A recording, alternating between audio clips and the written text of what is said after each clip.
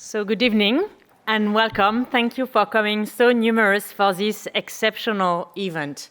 Thanks for being here. Thanks to our chairperson, Mrs. Lorna Goodman, and many of our trustees who are here. I'm Bénédicte de Montlor, and I'm the new CEO of World Monuments Fund. In fact, it's my first day today.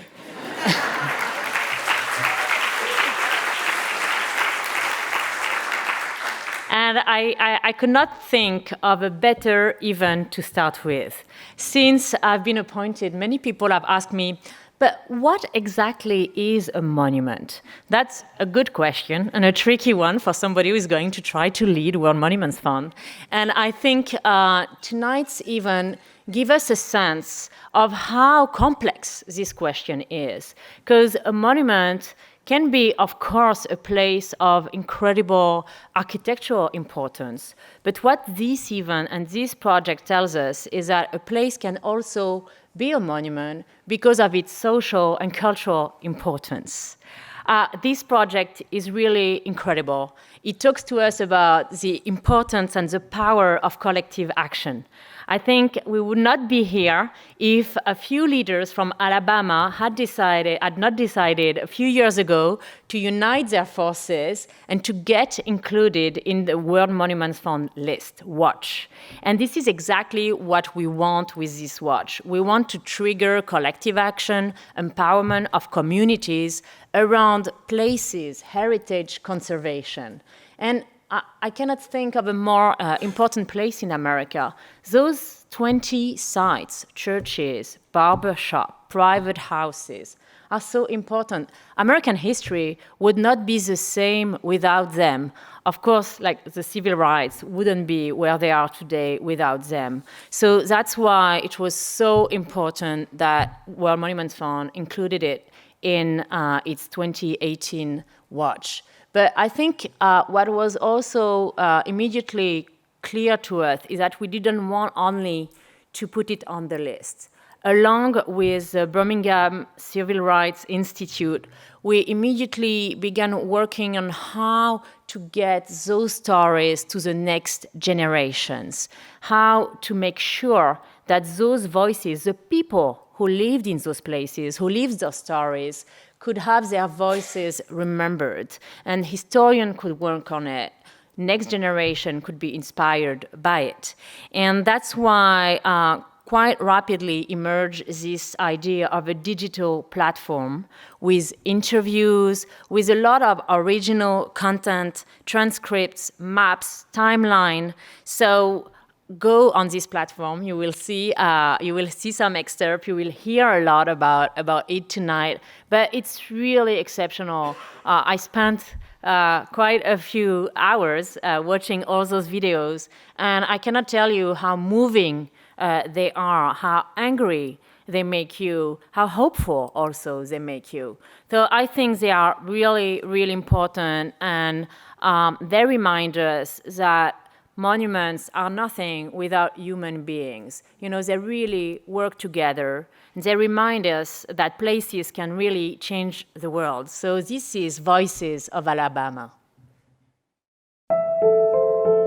We were all in darkness. There were killings and lynchings. We had to walk through throngs of white men on horseback with all kinds of weapons. I thought as a teenager, who would bomb a church? The light started right up in that pulpit.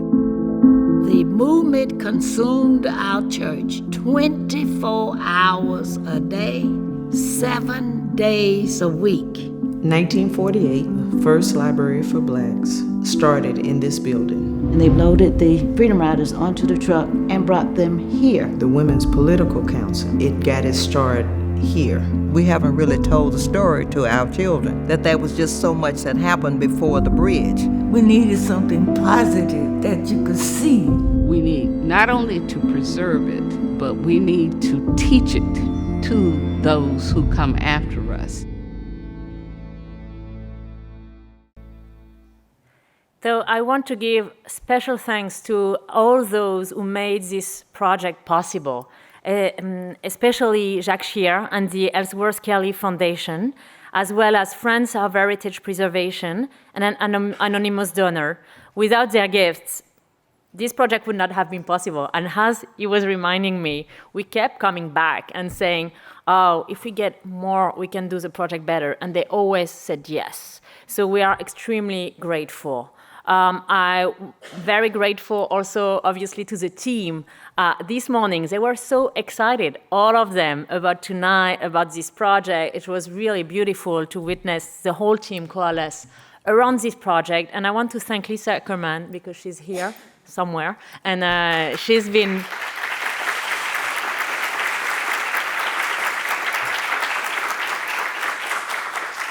She's been leading this project and this team for the past year and overseeing all of those projects for way longer.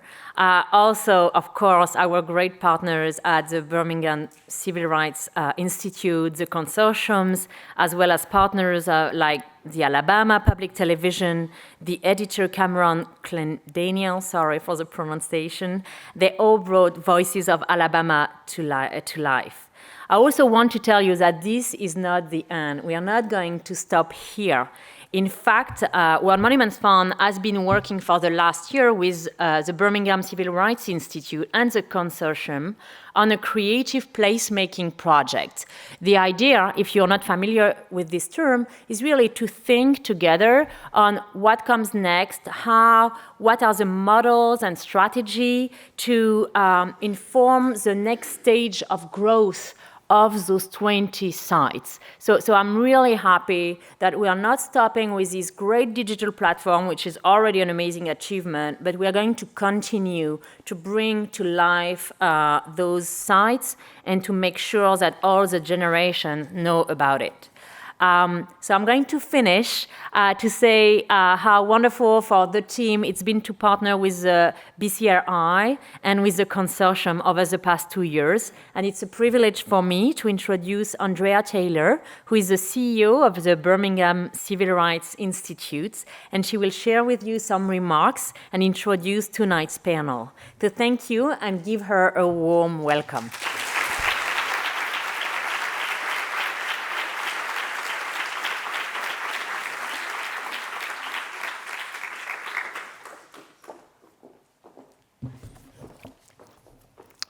Good evening, everyone. Good evening, good evening. Ladies and gentlemen, congratulations, Benedict, on a new beginning at the World Monuments Fund, and thank you sincerely to your colleagues for this opportunity for the BCRI to participate in tonight's launch of Voices of Alabama. As the CEO of the Institute, it is a privilege every single day to be a steward of the civil rights legacy that led to the founding of the Civil Rights Institute in 1992 and the establishment of a unique learning center that is a Smithsonian affiliate. It is accredited by the American Alliance of Museums, and more recently, we're included as the educational arm of the Birmingham Civil Rights Institute, or Birmingham Civil Rights National Monument, which was designated by then President Obama in January 2017 as a sacred place in the nation in perpetuity.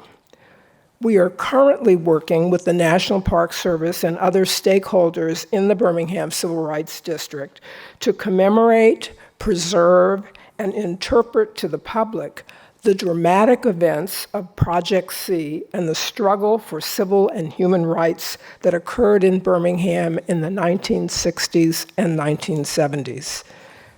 2 of the Alabama African American history sites that we're here to celebrate this evening are included in the monument, and they are the historic Bethel Baptist Church, which was led by Reverend Fred Shuttlesworth, and the 16th Street Baptist Church. Yes, let's give it up for Reverend Fred L. Shuttlesworth. If you've ever come to Birmingham, you have flown into the Shuttlesworth Birmingham International Airport. So look for our display in the exhibit when you come to Birmingham. And so Reverend Shuttlesworth's church and the 16th Street Baptist Church, where an active domestic terrorism occurred in 1963, 56 years ago, and took the lives of Denise McNair, Addie Mae Collins, Cynthia Wesley, and Carol Robertson. I strongly urge everyone in the audience to visit any of these sites to fully appreciate the value and the impact of the investment in these sites that are attracting visitors from around the country and around the world. These visitors are deeply moved by the power of places where history happened. Just yesterday, for example, the Birmingham Civil Rights Institute hosted its 14th annual joint conference with the FBI Birmingham Division at the 16th Street Baptist Church. And we were focused on the theme, Hate in Our House, Hate Crimes in Sacred Spaces. And I can attest to the impact of being in a sacred space which has been so meticulously restored. How did this remarkable project become a reality? Well, 2 years ago, actually on November 17th, 2016, I received an email from David Stocks at the Education Foundation of America about an initiative in cooperation with donors who were interested in improving the Black Belt. He then outlined a proposal to nominate civil rights sites in Alabama for the World Monuments Fund Watch 2018. And we said yes, and the rest is history. And we launched during the 25th anniversary of the Birmingham Civil Rights Institute, helping to ignite economic revitalization in the region. And BCRI is now pleased to be the project manager and fortunate to have an extraordinary team led by Priscilla Cooper. That also includes Georgette Norman, Joyce O'Neal, and Athena Richardson, among others. Would you all just wave your hands so everyone can see you and give them a big round of applause, please. We really thank them tremendously for their hard work. We are happy to say that Priscilla Cooper is an alum, if you will, of the Birmingham Civil Rights Institute. And as she retired, we asked her if she would mind helping out with this project. And it has consumed her, and we are very grateful for the wisdom and the insights that she has brought that has helped us to get to this moment. So I want to thank the team, and I want to thank the donors, and I want to thank the World Monuments Fund for your interest in this work and for what you have done and what you have made possible to now share with people across the state, the nation, and the world. And finally, my task this evening is to introduce another key player in this unique collaboration, and that's Carol Jenkins. Carol Jenkins is a women's rights activist. She's an Emmy Award-winning television journalist who was a pioneering African-American anchor for WNBC TV in New York for nearly 25 years. So those of you who are not millennials will remember her during that time. She was also the host of Carol Jenkins Live, and her daily talk show was on the air, and she's a recipient of numerous honorary degrees and accolades, CEO of the ERA Coalition and the Fund for Women's Equity, and sister organizations that are dedicated to the passage of the Equal Rights Amendment.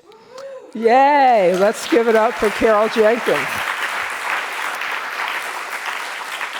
However, she's also most noteworthy for this evening's celebration.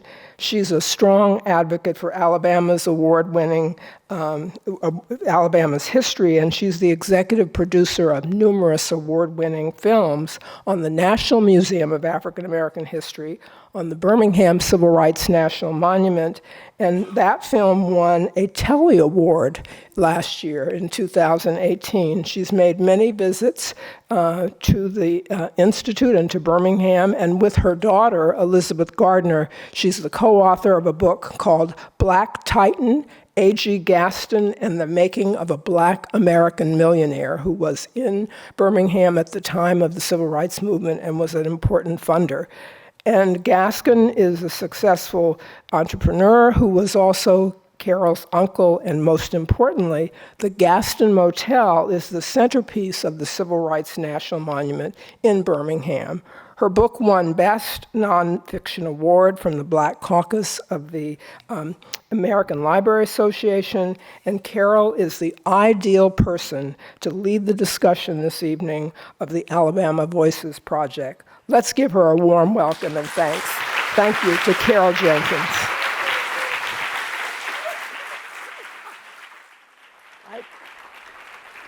Thank you, everybody, and thank you for being here today. You are going to be absolutely blown away by what you see.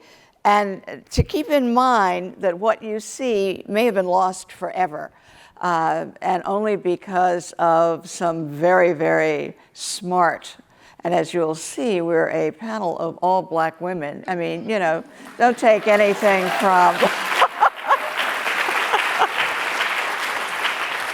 You know, but once again, and I do want to say that another reason that I'm so glad to be here is that I was born in Lowndes County, Alabama, and I keep telling my friend Ruby Sales, the civil rights icon who's here with us tonight, and my cousins get very upset when I said, you know what, I had no shoes, you know, and of course all the farmers are, you know, Lowndes County was then and still is one of the poorest counties in the country. And having no shoes wasn't exactly, you know, a terrible thing, but it was a fact. And she disputes me all the time on that, you know. I want to introduce our panelists here because they each are a special kind of Alabama woman. Congresswoman Terri Sewell is in her 5th term representing Alabama's 7th Congressional District. She is one of the first women elected to Congress from Alabama in her own right, and is the first Black woman to ever serve in the Alabama Congressional Delegation. A proud product of Alabama's rural Black Belt, that same Lowndes County, close to it, Congresswoman Sewell was the first Black valedictorian of Selma High School.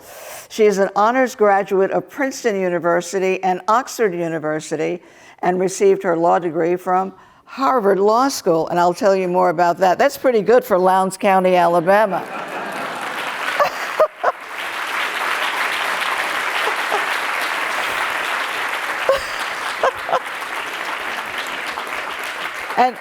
And you may have seen her giving everybody what for on the news this week, you know. She does that very well.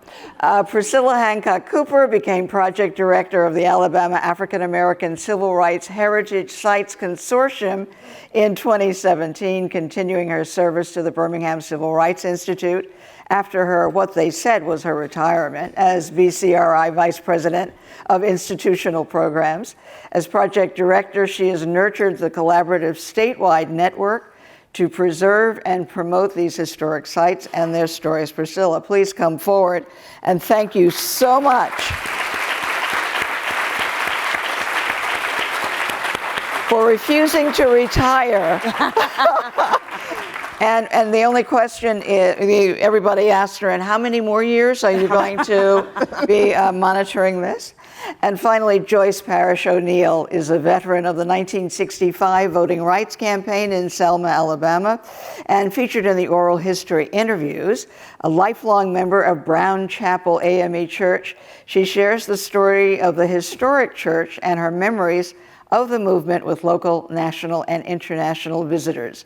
And she's riveting. Ms. O'Neal serves as the coordinator for the consortium sites in Selma and the Black Belt. Please come forward, Joyce O'Neal.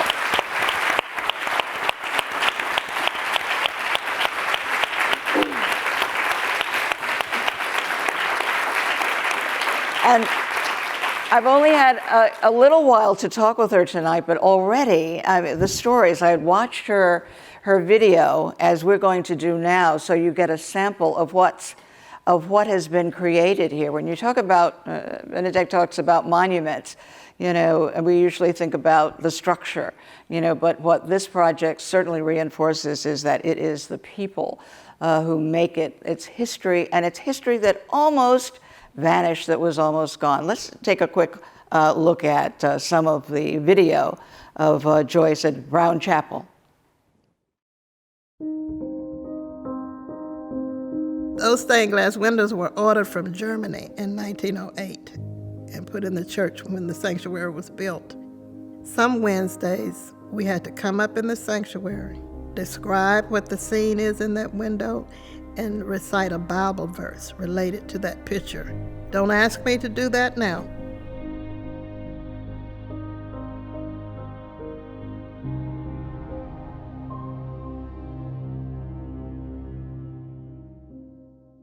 The church actually got its start in 1866 when African Americans who were worshiping at the Methodist Church in downtown Selma were relegated to the balconies and could not worship on the main sanctuary floor. This church stood as a beacon for people to come where they could worship freely. And it wasn't just about worship, it was also about life. My mother allowed us to skip school, to come to the church, to march, and to participate in the student movement. In order to get to the church, we had to walk through throngs of white men on horseback with all kinds of weapons, and they would taunt us as we walked to the church. My family was always a part of the mass meetings. My grandmother would come to Brown Chapel and sit near the front because Dr. King came in a specific door right over here. And she would get up and reach out and touch him. And then when we got home, we would hear about how it felt to her to lay her hands on him. Bloody Sunday, we were here at the church. For Brown Chapel, it was a regular first Sunday. And as church was ending, people had begun to gather on the steps of the church. And we were sitting in the church and heard the screams, and we heard the horses' hooves. So we ran outside to see what was going on, and that's when we saw the carnage that had followed the people back to the church. People with gashes in their heads. Some of my classmates were in the streets trying to pull their clothing off because it was so full of tear gas. I remember seeing the horses ride up the steps of the church, which was terrible for me because this is a sacred place to me. I was baptized as an infant right there at that altar. One of my favorite memories was after Bloody Sunday, and Dr. King, he issued a call for help, and on Monday night, there was a mass meeting. These doors opened both sides of the church, and in came practically 2 by 2 clergy and seminary students from all over the world. They had come. They had come to help, and most of them did not look like me. It helped me understand and to know that people did care. Young people who come to tour the site, the first thing I say is always have your truth to speak, and don't be afraid to speak your truth. Don't let anybody speak your truth for you.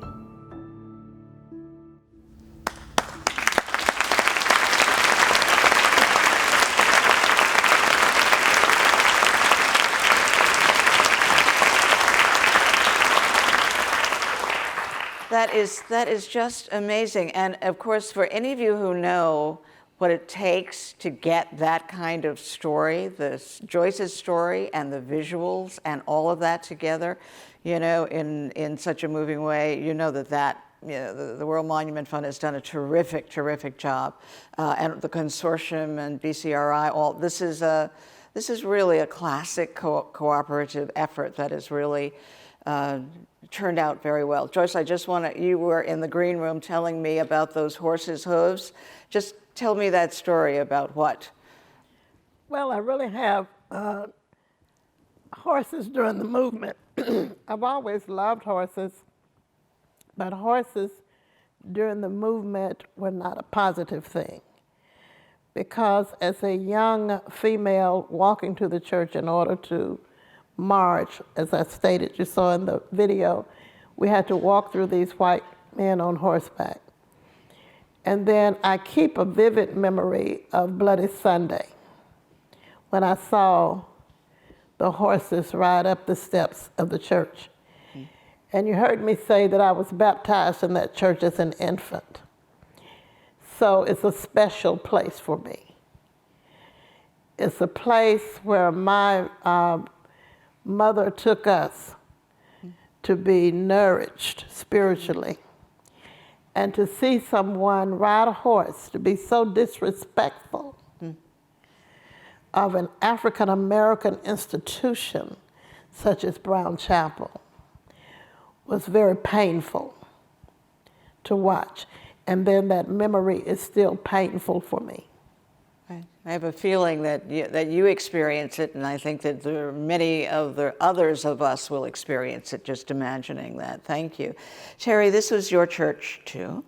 And I do want to say the thing. Not as long as Joyce. No. Because I'm older.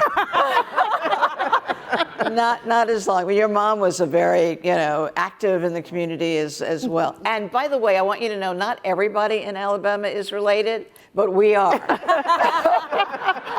We're Lowndes County Gardner family, right? Exactly. So tell us about your experience in this site. Well, I have to say, it's never lost on me that I get to walk the halls of Congress because 4 little black girls were killed in a church, and they don't get to live out their dreams and aspirations. It's never lost on me that I get to be that person, not because I was somehow special, but because of circumstance and the strength and the power and the bravery of the people that grew up in my district. These were ordinary Americans who literally did extraordinary things. And I am always in awe of the stories that I hear. I'm blessed to have so many wonderful folks around me growing up who nurtured me, told me I could be somebody, and I believed them. I was nurtured in that church in Brown Chapel. They say train up a child in the way that they should be, and when they're old, they won't stray. And growing up in Brown Chapel, it was my church. Growing up in Selma, that bridge was just the portal by which I got home to see my mom and dad. And it was, you grow up in Selma understanding the importance of its history, but you really only get to understand it, not because of the history books, but because of the people. The stories of the movement are alive. And what I am so honored that World Monuments Fund, the Consortium, Birmingham Civil Rights Institute, so many wonderful people here today. These stories won't be lost because of your very benevolent gift, not just to preserve the history of and the voices of the movement for those of us who grew up there, but to preserve it forever, for the world to see. I often tell my colleagues, I'm the only African American member of Congress from Alabama, and I was until recently, until Doug Jones, the only Democrat. But I tell my colleagues, we have to embrace our painful past in Alabama. We can't put it under the rug. It happened. And we have to tell our own stories, because if we don't tell our stories, good, bad, and indifferent, someone else will tell them, and they may not get it right. And so I think it's important that we tell our stories. And so I am just grateful that this project, Voices of Alabama, will preserve those voices, because we're losing those voices. I think about just last week, Juanita Abernathy, the wife of Reverend Ralph Abernathy, recently passed, and Teresa Burrows, whose safe house that is on that list. Just amazing women who I know, men and women who literally did extraordinary things, but come from such humble beginnings. Yeah. And so it's important that we tell those stories. Yeah, I first interviewed Terri when I was working on the documentary about the Birmingham Civil Rights Monument. And when I went to her office, and I hadn't, it hadn't quite sunk in, I see these photographs, behind. So Terri Sewell had Michelle Obama as a mentor at Princeton, and she was in Barack Obama's law school class. But I'm from Selma, Alabama. God's good. Selma, Alabama. And, you know, those of us who wondered, you know, when we got the monument, because that was like a close call, you know, we're saying, Terry, is he going to do it? And Yes. he did it in like the final days of his administration. So that's, you know, classroom, you know, you better do it or else. Priscilla, I want to talk to you now because you have been monitoring, collecting, and I think you tried to visit all 20 sites in two days. And With one group, yes. with one group. And so that's a tough thing, you know, that if you're going to visit all of the sites, you should set aside 3 days at least. At least. But talk to us about the concept from your first stepping into doing this. And did you think it would be 20 sites or did you think it would be 2 or 3? We really didn't know, Carol. It was a fabulous opportunity. We had no way to know what it would develop into. Andrea Taylor was willing to take the risk, and Georgette Norman was willing to answer the call to find the documentation about all of these places. But what was just as, at the time of the movement, it was really about the people. This project is really about the people like Joyce who were stewards of this legacy and these places when nobody else was really interested. And the first time we all came together, it was just so obvious that there was passion, a shared vision, a need. And so it's really these stewards that have made the collaboration work. And whenever we are together, you can just feel the energy. I have to say, Congresswoman Sewell has been such a wonderful advocate, supporter. She makes things happen in Washington, D.C. We were very excited to hear about the National Park Service Civil Rights grants, 25% of which went to Alabama. Thank you. And several of which went to Consortium sites. And you know, you talk about visiting all the sites in 2 days. We called on the Congresswoman when the sites were selected for the World Monuments Fund Watch. We wanted to launch it in Alabama. And so she agreed to do 3 presentations, 1 in each city in 2 days. So she is definitely our shero and heroine and continues to work. But the people who have been stewards, the things that came up in that initial meeting were, of course, the need to preserve the structures, the preservation of the buildings. But more than that was the need to collect the stories, to tell the stories, to assure that those stories were being told accurately, and to engage young people. And so Voices of Alabama really contributes to all of that. And we are very appreciative to our partners at the World Monuments Fund who have worked so diligently. As you can see, this is an excellent product, and we could not have done it without that support and leadership and Jack Scherer. I was going to say, Jack, they better mention you. That's right. That's Thank right. you, Jack. Thank you, Jack. Thank you. So let's talk about a couple of the sites. One, I don't know how, but I had missed it completely, and that's the safe house. Yes. Yeah. In Hale County. In Hale. Yes. So let's talk a little bit about that. Okay. Is that you or me? You can go for it. Oh, okay. See how light they are. All of these are in my district. Yes, they are. Alabama's 7th Congressional District includes Birmingham, my hometown of Selma, Montgomery, Tuscaloosa, Roll Tide, and 9 counties of the rural Black Belt of Alabama.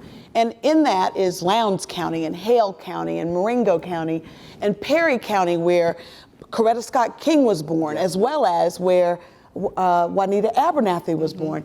I tell the folks, the kids in my district, we come from excellent stock. Don't let anybody tell you that because we grew up in a district that is the poorest district in the state of Alabama, what we lack in economic prosperity in my district, we more than make up for in heart, in fight, in spirit. What we need are resources, better resources, and opportunity. And so I see my job each and every day, no matter who's in the White House. It was easier when my classmate was in the White House, admittedly so. She was bossing him around, actually. But to get help. But my job every day is to try to figure out how I can provide better resources, more opportunities to the people back home, because they deserve that. And what a wonderful way to bring economic prosperity to an area that is living history. Mm-hmm. So historic preservation is my passion, but because I know it is a way that we can let the history of this district be a platform to provide economic opportunities for this district.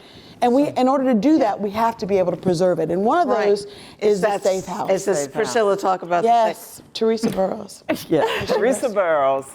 And as Congresswoman Sewell mentioned, we lost Ms. Burrows in the late spring, early summer. There's so many things I could say about her. You hear the term foot soldier, and we're very careful about how we use that term because those were the people who really fought the good fight and were in leadership. And we learned from talking with Mrs. Burrows that, well, she knew Coretta Scott King, but also we tend to think of these things as separate movements. But Mrs. Burrows told us that as a youngster, when the bus boycott was going on in Montgomery in 1955, 1956, her family would get up, drive to Montgomery, which even now is an hour's drive. I don't know how long it took in 1955. They would get up early enough to drive to Montgomery, pick up the maids and other workers, take them to work, drive back to Greensboro, do their work, and then go back to Montgomery again. So this is a family with deep commitment that Mrs. Burrows lived all her life. Yes. Right? Yes. Right. So, and the Safe House, I mean, I just never knew about the Safe House. We hear, tell them why it was called the Safe House. So it was called the Safe House because, as I said, this was a family of activists. And Dr. King was in the area, and word got out that he shouldn't leave because the Klan was planning to ambush him and kill him. And so it's called the Safe House because that's where they took him to be safe. One of the things we also don't hear about is that the Black men in that community protected that house and guarded him until it was safe for him to leave. The sad part of the story is that just 2 weeks after that is when Dr. King was assassinated in Memphis. So he was protected in Greensboro, only to lose his life in Memphis. But the other thing about Mrs. Burrows was that she understood the importance of that place. She understood the importance of preserving it for the community, making it available to tell young people the story, and to have an individual understand that, with no great resources or anything, just a deep and abiding commitment. I remember meeting her when the Safe House first opened, and she was just bound and determined and put all the pieces in place, the 501c3, the board of directors, all those things that you need to be a viable institution. And because of her, it continues. And she saved Put that on your list. Go be sure to go see. Be sure to see her interview because we think this is the last interview that she did. Joyce, I want to ask you, I know that you would talk about Brown Chapel, but know all of the other sites. Is there one that speaks to you? I know most of them do. When I saw, when I looked at these videos, they were all just compelling. But are there others that you think we should definitely put at the top of our list to visit? I don't think I can identify one because they're all so important. They all played their individual roles, such important roles to civil rights and voting rights. Of course, now I would tell you number one is Brown Chapel. I kind of had the feeling for that. But they are all beautiful sites. In Selma, one of the sites that's very interesting is Tabernacle Baptist. Yes. And Tabernacle Baptist was really, there were two waves of the civil rights movement in Selma. The mid-60s, in the early to mid-60s, and Tabernacle really had the first mass meetings. They hosted the first mass meetings. The church is interesting because it has two facades, front facades, on Right. two different streets. Right, right. Because the main facade, blacks could not enter their own black church through those doors because they're situated on Broad Street, which is Highway 80. Right, so they had to go So they had to through go the- in on Mentor Avenue. So the architect, which was very smart to me, decided to make the two facades identical. So two front end, except one was accessible, you know. It's incredible when you think about it. And when you look at I know Javier is an architect, but when you look at these buildings, if we want to just talk about, be sure to do that too. Yes. Because they are, truly extraordinary. But the last time I was in Birmingham in July, I went for the first time to the Ballard House. And this was the home and office of the first black surgeon in Alabama. I mean, when you think about that, and my cousin said, "Oh yeah, he was my doctor." I mean, that history, was there. We did a panel on my aunt, A.G. Gaston's wife, Minnie Gaston, and her contribution. Because here's the thing, as we all know, that so often it was the work and the lives of the women who were left out of the stories, and here the women are preserving. Did you find that as you went back, that it was still being told through the men's lives, or had women? You mentioned most of the women who were, I will point out, who survived, right? One of the things that we are really working to do, Carol, is to expand that traditional narrative, that's the popular narrative. When you mentioned the women, I thought of Jackson Community House. Oh, yeah. In Montgomery, where the Women's Political Caucus gathered, and they actually printed the flyers and did a lot of the work that now we're beginning to hear about, that led and supported the Montgomery bus boycott. And it's a beautiful building, and if anybody is familiar with the National Council of Negro Women, there were Federated Colored Women's Clubs, and the club in Montgomery purchased this house, and when you pull up now, it's surrounded by all of these glass and cement government buildings. I thought I was on the wrong street.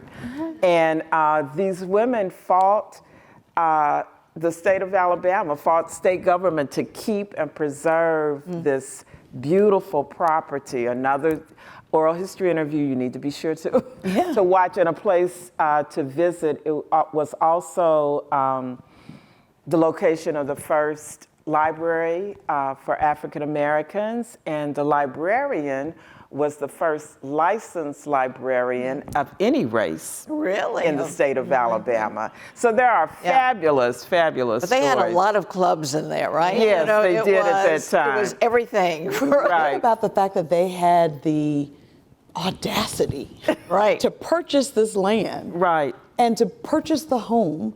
I mean, they saved enough money to purchase it and to use it as a community gathering place for all of those clubs. It's amazing to me. Right.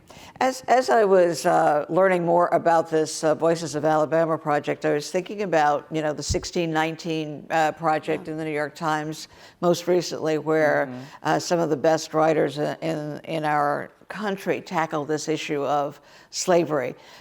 This project takes us, in many instances, back to Reconstruction, back before the 60s of the Civil Rights. Talk a little bit about that, because it's in many instances, it's almost as if our history started in the Civil Rights Movement, when in fact, there's much more of it. Yeah, the history of resistance community building is much older, and that's a part of the narrative that we really want to uplift and share with the community. Most of the buildings that you'll visit were built around the era of Reconstruction. And when Andrea mentioned my long tenure at the Birmingham Civil Rights Institute, and when we first opened, young people would come in and they would see Civil War, civil rights, had no idea there was 100 years in between those two things. They really didn't get it. And so part of our desire is to tell the story of what happened in those intervening years. And these institutions are essential and central to that story. These were places of community engagement. We use that term kind of loosely now, but they were really engaged in the community. They nurtured educational institutions, at least two. Selma University, I think, started at Tabernacle. The first graduating class from Alabama State graduated from Old Ship. So these institutions nurtured higher education. They nurtured businesses, provided social services, were really the anchors. And as Congresswoman Sewell mentioned, that's also part of the vision, is to enable them to, what I consider, reclaim their legacy as catalysts for community development and community revitalization. So I just had an opportunity this past summer to go to Ghana, the year of the return. You were talking about the 1619 project. It was a Congressional Black Caucus trip that was led by Nancy Pelosi. Right, I remember the pictures. And I have to tell you, it was really, you know, being a product of the civil rights movement, you know, to actually go to see the slave dungeons where my ancestors had to live 3 and 4 months before they got on a ship and survive the Middle Passage. It's a story of resilience. Talk about good stuff. Coming for good stuff. And I have to say, going there with John Lewis and Nancy Pelosi, but John Lewis, to see him be so emotional going to the door of no return and then walking through that, it was just telling that this is a continuum, that the history of racism in America is something that we've never really fully resolved. We see remnants of that all the time. And I think that what the 1619 Project does is just put more historical context in the life of African Americans in this country. But to see where we came from, to go to the continent, to go and visit those were just extraordinary. And I think that the journalist, is it Nicole Jones, deserves. It was just profound. If you haven't seen it, if you have not, and there's a podcast too for those who need to listen as we work. But it's an amazing achievement to just chronicle that journey. And speaking of amazing achievements, one that almost didn't happen, I call it another close call, was the saving of the Ebony Archive. And I don't know whether you know the story that, that deserves to be. Ebony magazine was probably the only magazine, was definitely the first magazine that I got to see my own reflection. Eunice Johnson was from Selma, Alabama. I know. Joyce, I know. Right. All roads lead to my district. But what was so extraordinary about the saving of it, it was only, I think, because you had 2 Black people running 2 major foundations in this country. You know, Elizabeth Alexander at the Mellon and Darren at the Ford Foundation, and it was Elizabeth's idea, who said, we can't let this vanish. So they bought it with another foundation and gave it to the Smithsonian, so that our history, those years of every single photograph, because the Johnson publications were the only ones who would publish pictures of African Americans for so many years. So Joyce, talk to me and all of us about those close calls. Do you think that this was a close call? What do you think we lost by not doing this project maybe 10 years earlier? Any thoughts on that and how we can avoid those close calls? Okay, I'm not sure I'm understanding your question. So if we had done this project 10 years ago. This project. I think if we had had the opportunity to do this project 20 years ago. Yes. 25 years ago. Yes. 30 years ago, more people would understand more about those sites in the South and what they mean, not just America, to the world. And also, right, we had more voices, more voices. And also, I think we need to understand too that these sites had lives, if I could use that term, for Black people long before civil rights or voting rights. They were everything to the community. Yes.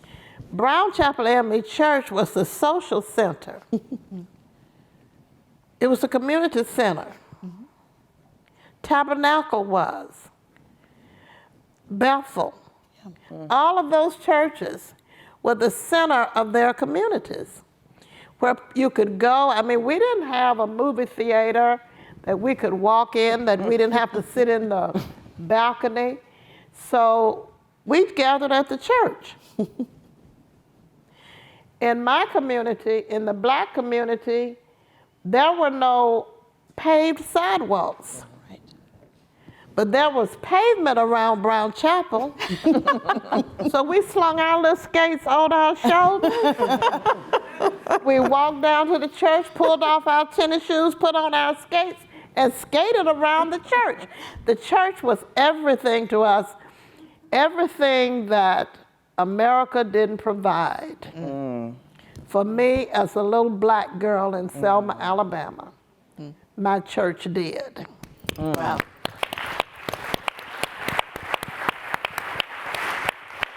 And I'm so grateful that it did. Right. Because those of us who benefited from it benefited from that love. Right. And I stand as a testament to the wonderfulness of that little community that literally, I didn't realize I was Poe until I went to Princeton. Right. And I couldn't afford the O and the R, I was Poe. And until I got outside of that bubble. But you nurtured, that community nurtured so many of us, is I guess what I'm saying. And I think that that's an important story that needs to be told as well. So what do you think of now, where we are now, and the future that is there for our children and grandchildren? What do you see? May I speak to that? Yes. Please. I am frightened. When you grew up during the voting rights movement and the civil rights movement, and you lived through the hatred of Jim Crow, when you're a child of the Jim Crow South, when you grew up watching African Americans being so mistreated and thought to be not intelligent, which we know we have disproved on this stage tonight. When you grow up in a city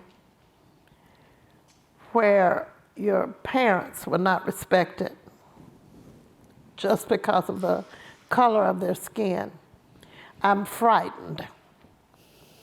As a matter of fact, I'm scared literally to death as to where this country is going. And I've got to be perfectly honest, it's headed that way not just because of who sits at the top. It's because people who sit below him will not speak their truth.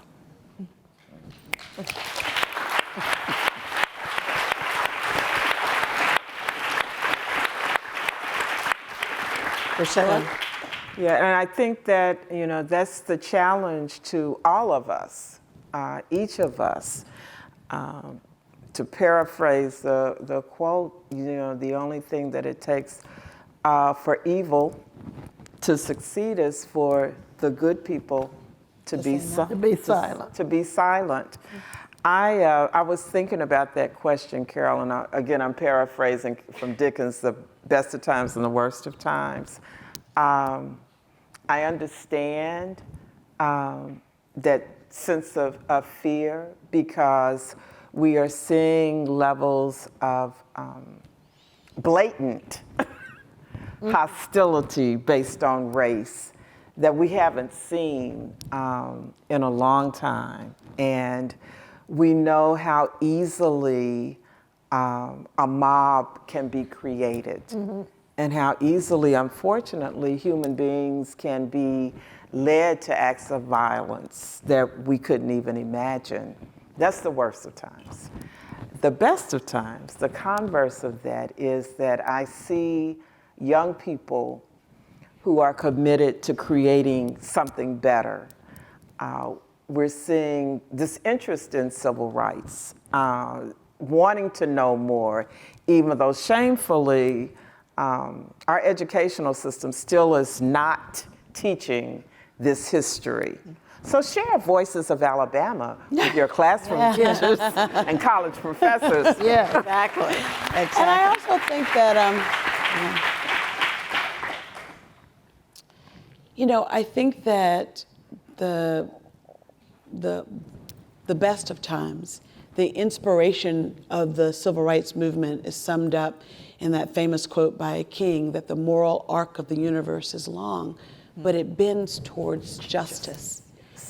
So it's so important, I think, to learn the lessons of our past so that we don't repeat them. But more importantly, you need to know that King and that they didn't just somehow showed up in Selma. You're right. It wasn't as if Rosa Parks was tied just that one day and decided to sit on the bus.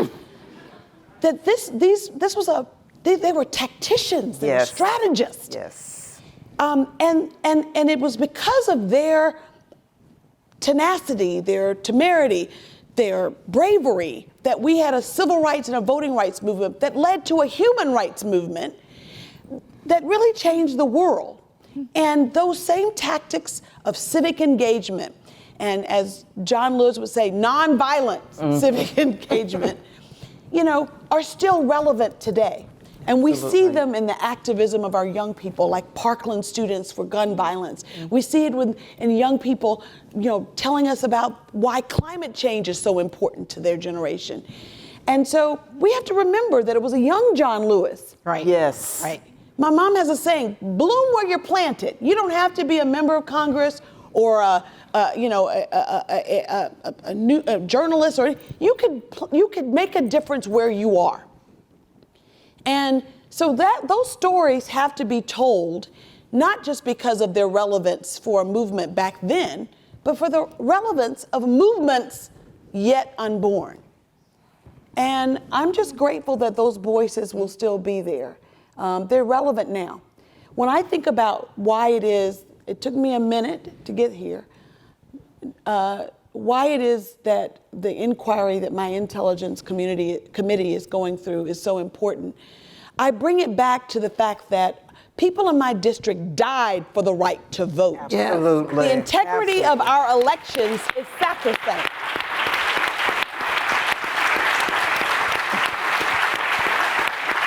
The integrity of our elections is sacrosanct. It's sacrosanct. And no one should interfere in our elections, let alone foreign powers. So I think that we have to have the courage of our conviction sometimes, even though we may be afraid of the political fallout for it. But I have to say that the relevance of the movement, of the stories of the movement, of the strategy of the movement, of the inspiration of the movement, is so relevant today to civic engagement around the world. Wow, are these not incredible women? Incredible.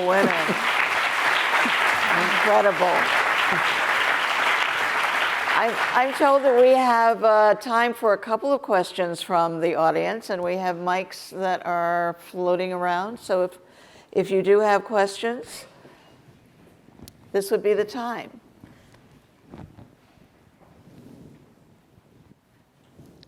Anybody? In other words, they answered every single question that you had. That's pretty good. Right?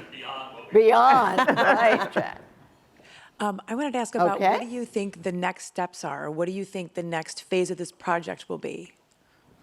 That's good. So of this project, specifically? Specifically the Voices of Alabama project. How would you like to expand it, or what do you think the next steps would be? Okay. The next steps of Voices of Alabama. Right. The consortium is engaged in several different initiatives. Voices of Alabama is obviously a very significant and important one. We are working on so many fronts, but one of the things that the site said was we want to engage young people.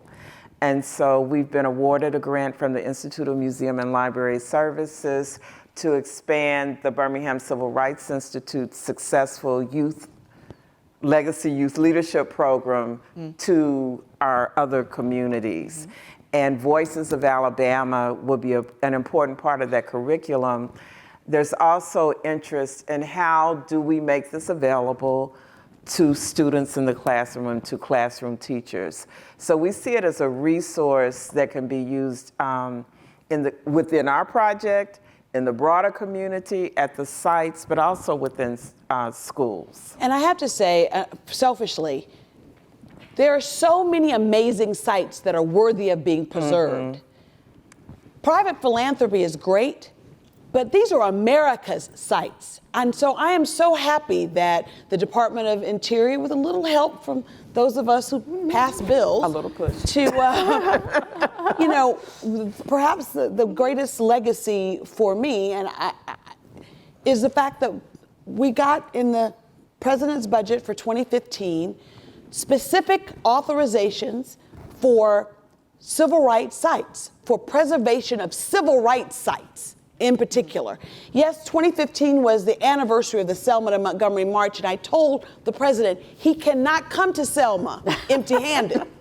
You cannot come and give a glorious speech on a bridge without leaving a legacy that shows respect for what happened on that bridge. Right. And that was the beginning of the first time we had funding for historic preservation for civil rights sites by the federal government. We now, hasn't ever been fully funded, but that's okay. We're working on it. We started off with 8 million, now we're at 13 million. And I'm happy that 25% came to my district. That was not by happenstance, but we also now have a special pool of grants for civil rights sites on historically Black college campuses, which will help preserve those. So pick a site. Raise some money to preserve that site. I mean, Amelia Boynton's house is in disrepair. Coretta Scott King's birth home in disrepair. A.G. Gadsden Motel, where the only place that civil rights leaders could stay in Birmingham was at this Black motel. So there's a war room. There's a room in the hotel. Those need to be preserved, and those stories need to be told. And a lot of them have been neglected. So there's definitely a room for a lot of us to just adopt a site. Adopt a site. Adopt a site. And make it happen. We have one more question. Well, first of all, this was extraordinary. And it's amazing every time I hear Carol Jenkins and others talk about these things.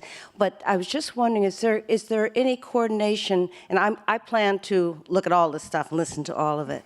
But is there any plan to do some cooperation with the Equal Justice Initiative? Oh, yeah. And also, the second part of that question is, all of these would be great children's books.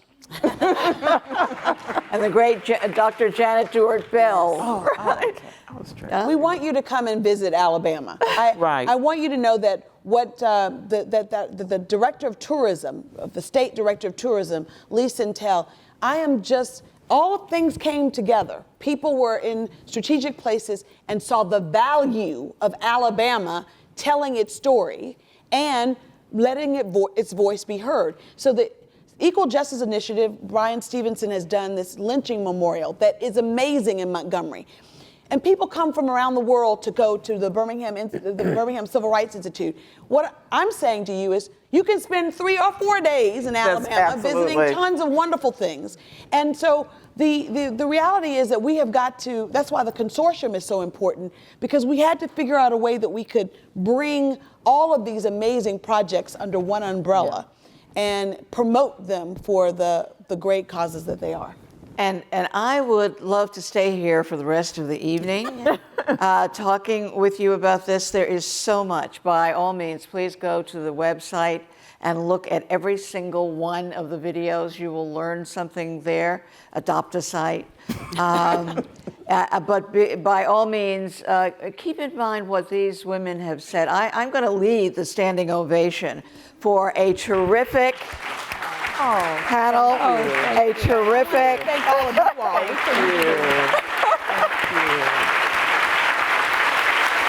Thank you all so much. You were fabulous. Thank you.